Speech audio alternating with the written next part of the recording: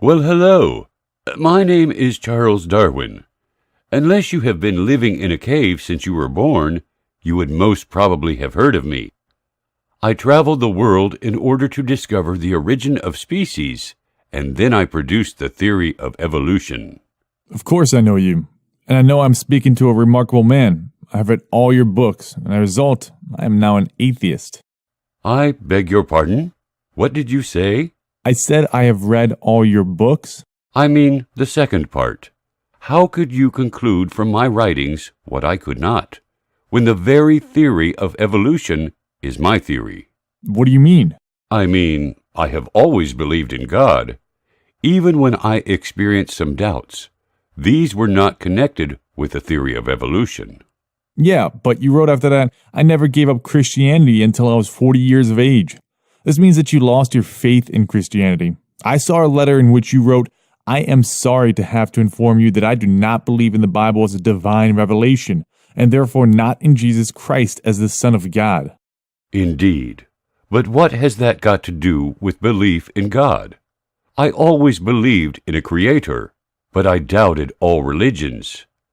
These are two separate issues. To use my doubts in Christianity so as to make conclusions about my faith in God is unacceptable. Do you mean that there is no contradiction between belief in God and the theory of evolution?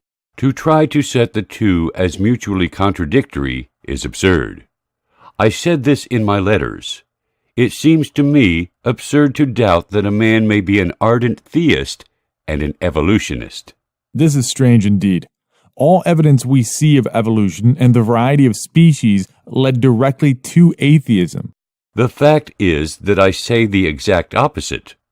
I wrote, I may say that the impossibility of conceiving that this grand and wondrous universe, with our conscious selves, arose through chance, seems to me the chief argument for the existence of God.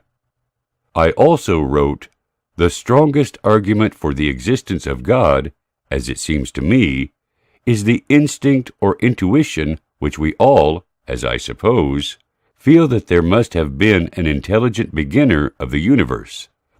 But then comes the doubt and difficulty whether such intuitions are trustworthy.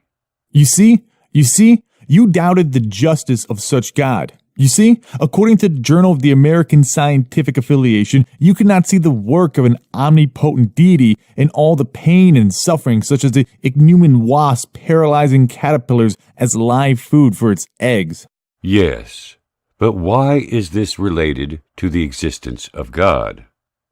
I have experienced doubts because of certain philosophical arguments, such as good and evil in our world, and the relations between species. This is something that has nothing to do with the origin of species, nor did I invent this. You mean that your study of evolution did not make you an atheist? In no way. I wrote in 1897, 3 years before my death, I have never been an atheist in the sense of denying the existence of a God. So you were neither a complete believer nor a complete atheist? What was your real attitude? My stand was highly controversial after my death. However, no one can say that I became an atheist as a result of the theory of evolution. I will give you a clue. My favorite book was Natural Theology.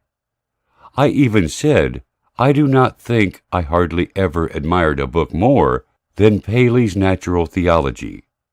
I could almost formally have said it by heart. And what does this book say?